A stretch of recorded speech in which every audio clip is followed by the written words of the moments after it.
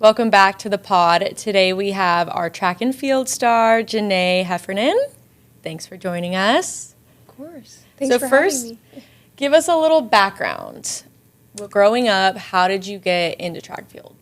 Okay, so I started, I want to say when I was like 10 or 11 in elementary school. This high school that my dad was working at had a track club that also had practice there. So that's kind of how I got introduced to track. I didn't become more serious about it until high school. So that's kind of how I started. Do you have any first memories, good, bad, about track? I guess, yeah. So I don't know if it's good or bad, but when I first was doing track, I was doing like the 1500 and the 800, and I'm like 11 years old. And I'm just like, oh, this feels so long and all that and everything. And then I kind of transitioned into long jump my second year on that team. And that's when I was like, I love it. Like, this is what I want to do. So, yeah, that's bad turned into good.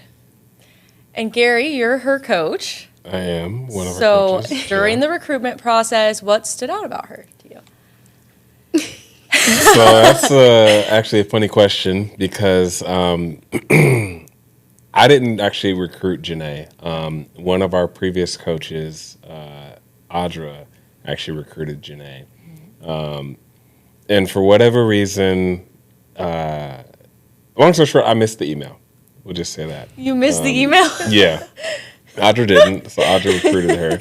And even on top of that, I was recruiting another athlete, and we laugh about this from time to time. So I went in to, I did a home visit or a practice visit to watch the other athlete, and I didn't realize Janae was there. We laugh about it now, but I'm sure at the time it wasn't very funny for Janae. But now that she's here as a person and as an athlete, she is a trusted leader on the team. And for me personally, I trust that her opinion is coming from a good place. I trust that she's gonna give her best whenever she steps on the track or in the classroom, whatever it may be. And those are the things that, as coaches, you value. You know, you want to value somebody who has integrity, somebody who works hard, and somebody you can trust. And those are the things that have stood out to me about Janae, regardless of if I forgot her face or forgot her email. I'll never forget her now. So. Well, Janae, what stood out for you about Fresno State? It was really the sense of community and family. So like he said, the girl that he was recruiting before me, she was 2 years older than me. And he didn't remember that visit, but I remember them coming and watching her at that practice. I remember it so vividly, and I was just like, wow, like, she has coaches coming. Like, that's so cool. Like, Fresno wasn't even on my radar until that actually happened. And I talked with her and her parents a lot, going through applying for colleges and things like that. And I just really loved, like I said, the sense of community and family, and, like, it didn't feel, a lot of other places feels like it's very professional, it's very business and things like that, but like, I've made friends here that I will have for the rest of my life. So that was a really big part. Also with Fresno, it is a really good school for my major, so that was also a plus. But yeah, just the group that is here that I've come in with and grown with here has just been so tremendous, and it's been great with them and stuff. So you talked about how you started doing long jump, but how did you settle into relays? So I did the relays in high school, the 4x1 and 4x4, and it was just a really fun experience. Like, I've done probably every single leg on each 4x4, so I was really versatile in that. You can put me on the curve, you can put me on the straight. Like, I didn't really care as long as we were running fast. So it's also, relays are different than your individual events because track is so individualized. The relays, it's really like bringing back that team camaraderie, which I really liked, because you're not just running for yourself, you're running for that team as well. So you brought up the straightaway and the curve, and this might be a question for both of you. What type of athlete is better on the curve versus the straight? How do you decide that? Is it always the same one for each time you run, or do you guys trade off? I can go first. So I would say the way I see it for the 4x1 is the straights are usually longer in distance technically. So kind of your strongest runners are on the straights. They have a good start and a good finish also. Your turn people, usually the people who have a really good 200 start, I would say. Those are the people that are going to be good on the turns. Working off the curve, because that's also a thing. Like, a lot of people can kind of get stuck and not really know how to run the turn. So, yeah, that's what I would say. What do you think? Well, for me, I look at it as, obviously you want all four people to really, really fast, but that second leg for me is somebody who I want. That's kind of my strongest athlete, because that's just a long leg to run. But when you get into the other three legs, first, third, and fourth, I look at it more from a mental standpoint, because first leg, there's a lot of pressure because you're starting the race off. So if you false start, your other three teammates can't run today. Yeah. Third leg, there's a lot of pressure because you're getting the baton and you're giving it to the anchor leg. It's the grand finale of the race. And then fourth leg, there's even more pressure because your other three teammates have done all this work, and now you have to bring it home. So I look at it from, other than second leg, with those other three legs, I look at it from just a mentality standpoint, like who can handle being in these positions, who's the scrappiest person, who's the most composed person. So that's how I look at it. Interesting the word scrappy, because usually you hear that in more contact sports, right? So what does it mean to be scrappy in the sport of track and field? Do you want to? Because you're pretty scrappy. I guess I would say it's like when you're in a competition, right, you have all these thoughts before a race and whatever, and especially with the relay, like you're warming up with the team and you have all these nerves and you're so anxious and things like that, but it's changing that mindset of like, okay, as soon as I get on this track, I know what I'm doing, I'm going to go run, and I'm going to go do my best. So I think it's that mindset of like, I'm going to go out here and I'm going to compete, and in a sense, like having that confidence and knowing like I can compete with these girls, especially if we're at bigger events or bigger meets where we're going up against UCLA or USC or something like that, like kind of having that confidence and saying, no, I'm going to go out here, I'm going to show them what I can do also. So, yeah, just like everybody's tired at a certain point in the competition. And so who can still compete and who can still give it their best, even when your legs are burning, you can't get your breath, and you still got 100 meters to go in the race. Like the people who can kind of rise to the top in those situations and give that little extra oomph of energy and effort, those are the scrappy people that you want. So that kind of feeds into my next question. Besides athleticism and speed, what makes a good relay team? Which relay? 4x1 or 4x4? You know what? Let's do both. What makes a good relay team? I feel like you could probably talk more on the 4x1, but for the 4x4, it's mentality is definitely a really big thing, because it's like we kind of are feeding off of each other's vibes. Okay. So it's very easy to, like, if someone's being negative, to then also feel negative, and that's very difficult to have right before a race. So I would say even if it's just one person on the relay, like, they're giving good vibes, they're trying to cheer everybody up, like, that brings up the morale, and I feel like that does make a difference. Yeah, I'd also say, like, the chemistry and the bond that you have. Mm-hmm. Like, you don't necessarily have to be best friends or whatever, but it's having the same goal and knowing that, like, you guys are going to go out there and put yourselves on the line for each other. And I think that's really important, because it's never a good feeling when you feel like you're giving your all and your teammate isn't doing the same. So I think having that, being on the same page of like, no, we're going to go out here and we're going to do our very best for each other as well. So. Yeah, I think the bond is the most important. Yeah, like as you're saying this, I'm thinking of the picture of last year from indoor when our 4x4 won it, and It was Sienna's last race as a senior. But there's a picture of Sienna's crying and smiling, and the other three legs like are tackling her on the ground, hugging her in celebration. So it's just like that bond is important. Yeah, talking about some of your accolades from last season, you were an indoor champion in the 4x4. So what was that moment like for you? Well, I can talk a little bit like before, during, after. So for the race, nerves were high. Right. Like it was just like, because we knew we were going in with the top time, but that meant people were coming after us, you know? So it's like we had to do our very best no matter what. So the nerves were high. During the race, I feel like the first two legs, Itzy and Sienna, they did a really good job of getting out and giving us a lead. So my mindset was just keep this lead or make it bigger. Like doing what I can because they've done their job, so now it's time to do mine. And then giving it to Jewel, she gave us a little scare.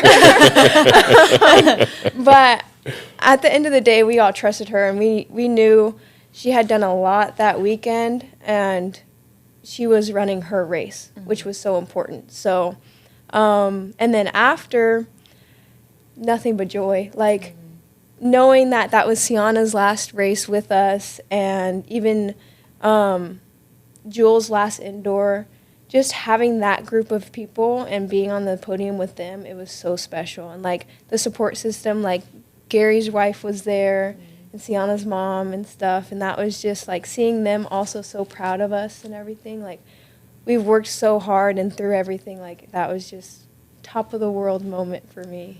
So You medaled in both the relay and long jump in the outdoors.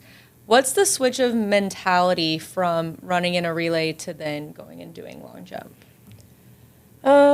So the long jump is usually first. So that mentality is a lot more on the technical side, I would say. Like, there's so many different things of like, okay, I have to make sure I'm on the board. I have to make sure my runs are consistent. I'm taking off and different things like that.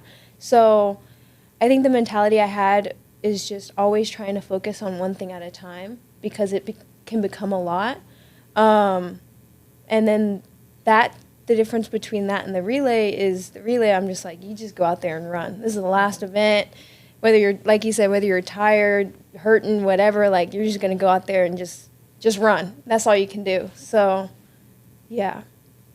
I guess for both of you, how do you as a teammate stay, invested in yourself and your events, but then also being a good teammate? And then for Gary, how you have so many athletes that you have to pay attention to throughout an entire meet, so many different events. How do you stay, I guess, intentional with your coaching for each person when you have such a long day? Yes. I'd say in a meet, focusing on, like I said, one thing at a time. You don't want to cloud your brain with all these different things of, okay, I have this and then I have this the next hour, whatever. Like, just focusing on the job at hand. So if I'm at long jump, okay, this is what I'm focusing on. Here's the goals that I want to accomplish. And then when it comes to the team aspect for the 4x4, like, knowing that they also have their individual events too, and like, sometimes we'll talk about it before we do the 4x4 of like, okay, like, I didn't feel too good on my individuals, or I felt great on them, or whatever, and then kind of brushing those off, putting those aside, whether it was good or bad, and then focusing on that relay as well. So, For me, I try to do two things. I try to be punctual and intentional.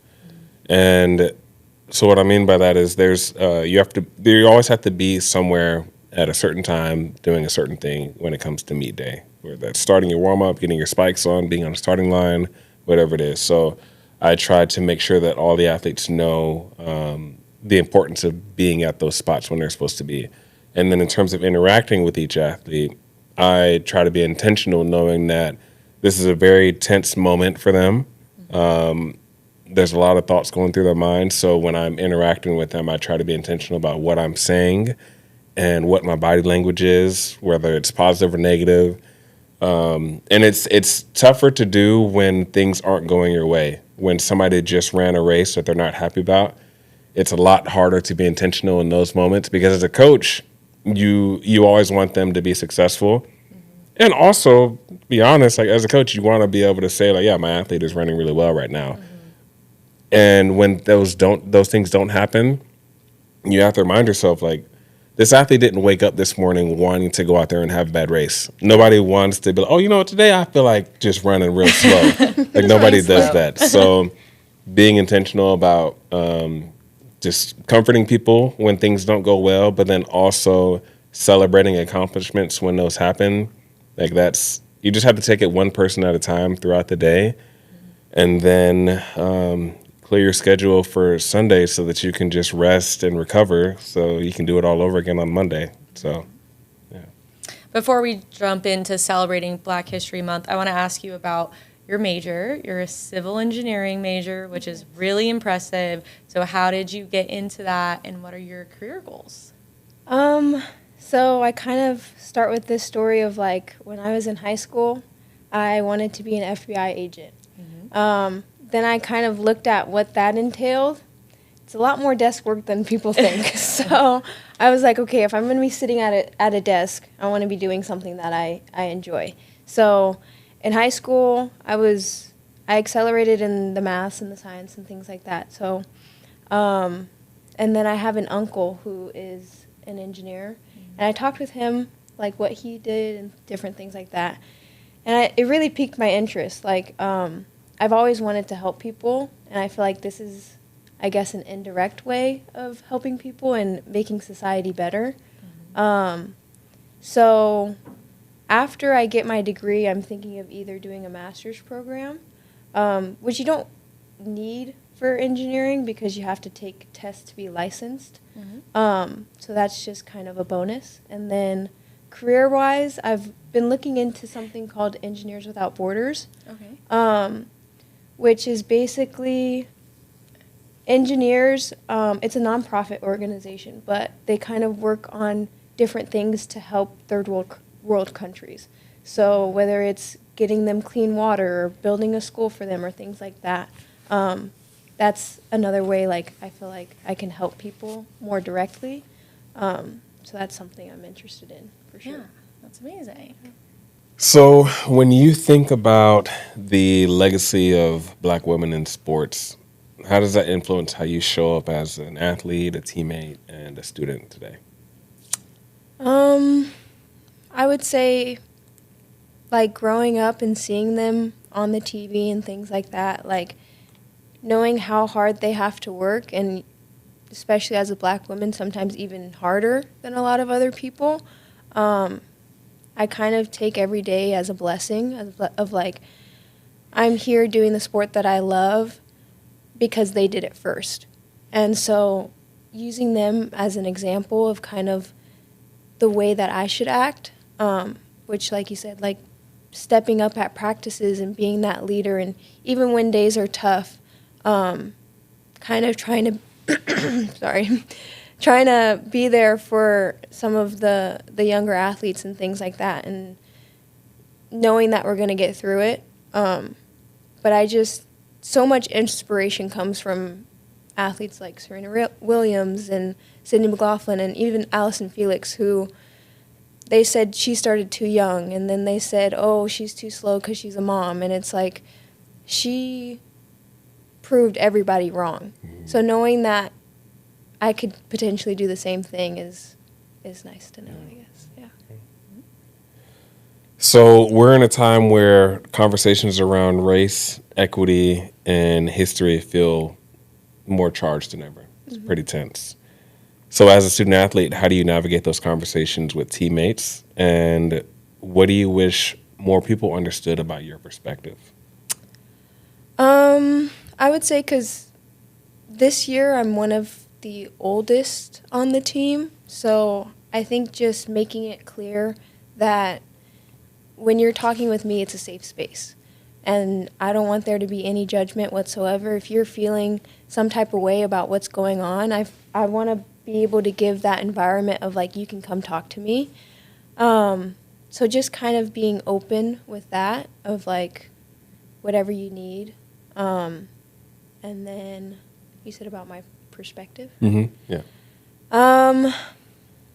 I would say we're all human beings, We all bleed the color red, So I feel like there's been improvements, and there still needs to be improvements, but at the end of the day, we're all human beings, We're all, at least for track athletes, we're all here to run fast or jump far or whatever the case is. So I feel like that shouldn't necessarily come into effect, I guess, if that makes sense. And then with our history, I definitely think it's important to know our history because we don't want to repeat those same mistakes. So how do you know not to repeat something if you don't know it, So I definitely think being more educated on our history and knowing that Black history is American history, I think that's very important. So in what ways have both of your parents influenced how you understand your identity and your responsibility as a student athlete, not only during Black History Month, but just in general, every day? So my mom is Black and my dad is white. I feel like my mom did a very good job when we were growing up of teaching us to love ourselves and love who we are, and not wanting to be anybody else, which I think is so important, and that really coincides with what identity is. It's loving yourself and who you are, and that kind of goes with your character and things like that, so being honest and being in that leadership role and different things. My dad he's a football coach, and had played sports his whole life, so knowing what discipline is and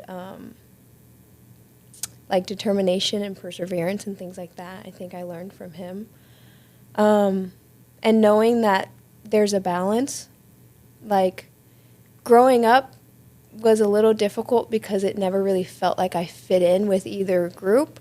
So I think that's when loving myself came in really big because it's like it doesn't matter what other people think.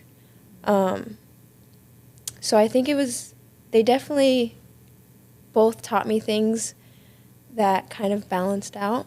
My mom with like the confidence and be confident in yourself, and my dad of like, you're going to be disciplined and you're going to work hard and different things like that, which has really shaped who I've become as an athlete now. Because like I said, those hard days where you don't want to go, it's like, okay, I got to be disciplined, but also stepping up and going to track meets and knowing like I've accomplished so much and I want to accomplish so much more, and having that confidence that I can. Mm-hmm. So. Yeah. Last question for me. What is some advice you have for young women coming up through the sport of track and field? I would say don't tell yourself no. That's something that my mom would always tell me. She's like, and my dad. She would always say, don't tell yourself no. So also a little bit of backstory is I emailed the coaches here. I didn't get invited. I emailed them. And my dad was just like, email them. Like, we'll see what happens. And that's how I ended up here. So it's always been try something until somebody says no, Don't ever doubt yourself first, and have the confidence that they are going to say yes. Because worst case scenario is they do say no, and then you move on and you keep going. So don't ever tell yourself no. And no matter how hard it gets, there's always a light at the end of the tunnel, So there's been some times last season, this season, where it may be like, oh, I'm not PRing. I haven't PR'd in long jump in 5 weeks or whatever the case. But there's always light at the end of the tunnel if you are working hard and you're listening to your coaches and you're having an open communication with them is also really important, and telling them how you feel at certain times and things like that. So, yeah. Well, thanks for joining us today. Yeah. Thank you for having me. Great. Yeah. I appreciate it. Absolutely. And we'll see you next time on the Pawd.